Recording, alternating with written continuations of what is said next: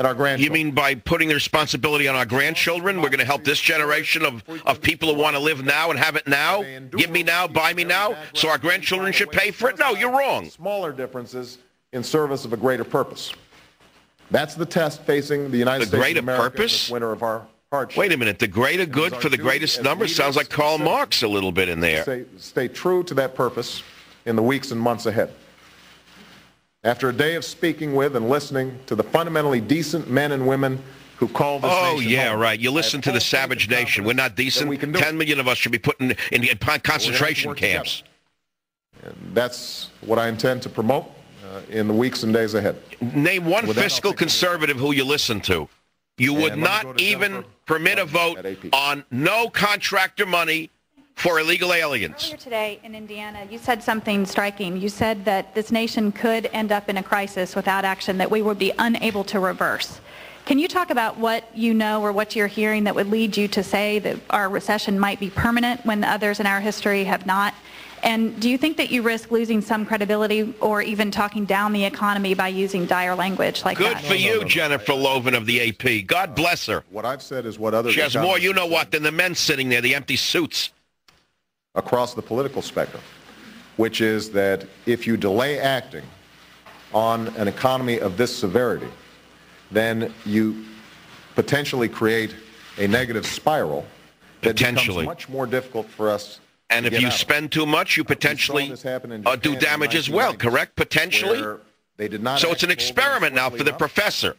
And as a consequence, they suffered what was called the lost decade, where essentially for the entire 90s, they did not see any... The professor needs an experiment with your children's income. So what I'm trying to underscore is what the people in Elkhart already understand, that this is not your... What do I care about the people in Elkhart? Why'd you bring up Judy blah blah? Judy blah blah had 25 children, and she needs a bailout, so she could have 8 more implanted in her. Now, 3.6 million jobs, but what's perhaps even more disturbing is that almost half of that job loss has taken place over the last 3 months, which means that the problems are accelerating. Why don't you give money for fertility clinics so that every welfare case can get octuplets implanted? That'll increase jobs. There's a job for the fertility clinic and a job for the welfare department.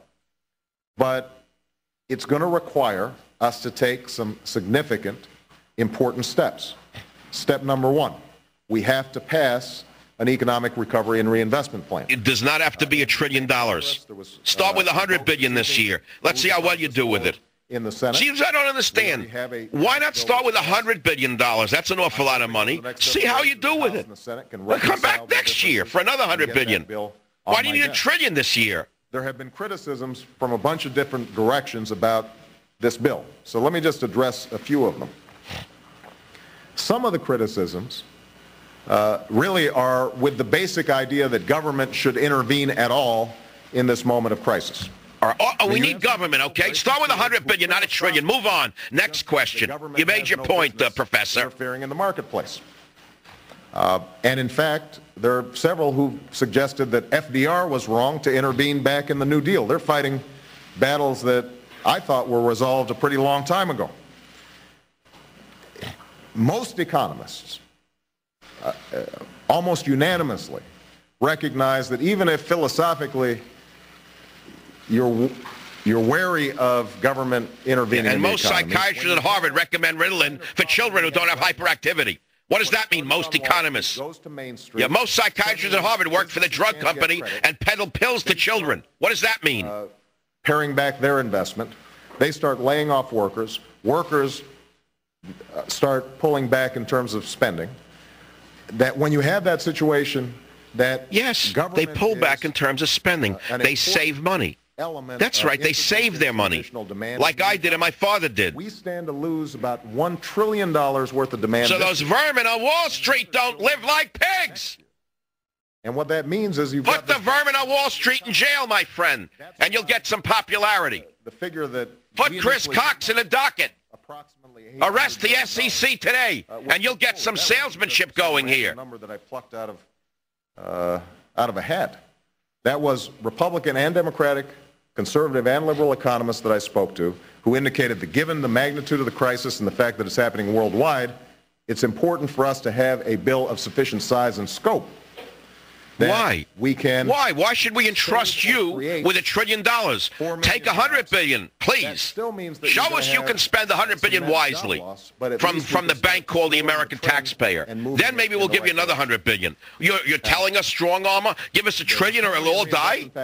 Sounds like BS to me, doctor. It's one leg of the stool.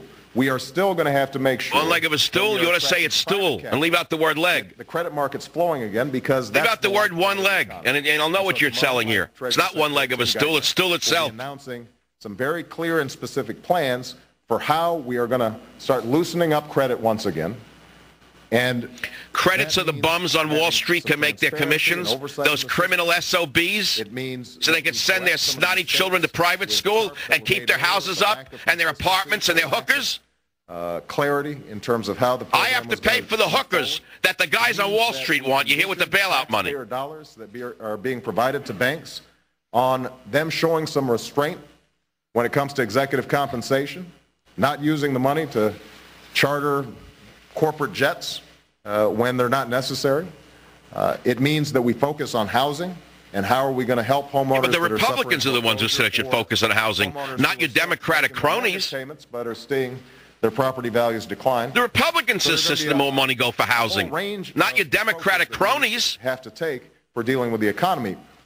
My bottom line is to make sure that we are saving or creating 4 million jobs. We are making Notice sure the new phrase, saving or creating. You know what that means, don't you? Homeowners are getting some saving or creating. Suddenly it's no longer creating. Happy to get good ideas from a. And how many of those jobs are now held by illegal aliens who don't belong to be in this, are not entitled to be in this country at all? How many of those millions of jobs should be going to an American who's out of work, Mr. Obama? You won't even answer that question because you wouldn't let that amendment even come up for a floor vote today. Shame on you. That's part of what the election in November was all about. Okay. Next question, Michael Savage. I'll take your question. Mr. Obama, where did you learn so much about economics since you've only been a community organizer? Have you ever run a business? What is your strategy for engaging Iran, and when will you start to implement it? Will your timetable be affected at all? My answer is Allah Akbar. Next question. And are you getting any indications that Iran is interested in a dialogue with the United States? I said during the campaign that Iran is a country that has extraordinary people, extraordinary history and traditions. Great pistachio nuts, I got to tell you. But that its actions over many years now. Great pistachio nuts. They export hatred, terror, and pistachio nuts. That's what Iran. When it comes to promoting pistachio nuts, terror, and hatred is exported from Iran. Thanks, Doctor. That their attacks or their financing. Could you just say it like it is? They're a terrorist nation, and we're going to put them in their place, and they better stop acting up. Next question. Bellicose language that they've used towards Israel. Their development. Tell them if that little psycho with platform shoes keeps it up, it'll be 2,000 degrees over Tehran. All those things. It'll be 270,000 degrees over Tehran and rising. Destabilizing the region. And the forecast will be cloudy for 1,000 years. Our interests, but I think are contrary to the interests of international peace. What I've also said is that we should take an approach with Iran. Oh, stop mincing words. It's Hitler at Munich. Stop him now or you're going to pay for it tomorrow with other people's children's lives. Another example, the suggestion is why should the federal government be involved in school construction? Well, I visited a school down in South Carolina that was built in the 1850s. Well, worked for them. They could still add. They weren't learning how to put a condom on a cucumber in the 1850s. What do you need a new building for? So they can put their bodies on YouTube in the hallway? Go give them a new building now with a camera so they can show their bodies to each other. The auditorium is completely a new building they need. They can't use it. Oh, poor children.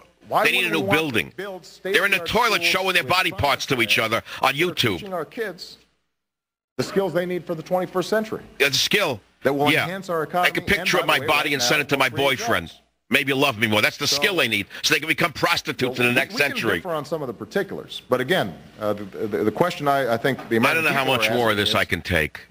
So I think I'll go to something else after the break. I think I've had enough of this. Or do you want it to do something? I've seen the Anointed One. I've heard the Swami. I'm not buying it. My bottom line, take $100 billion, please, and come back in a year after you show me what you've done with it. Chuck Todd.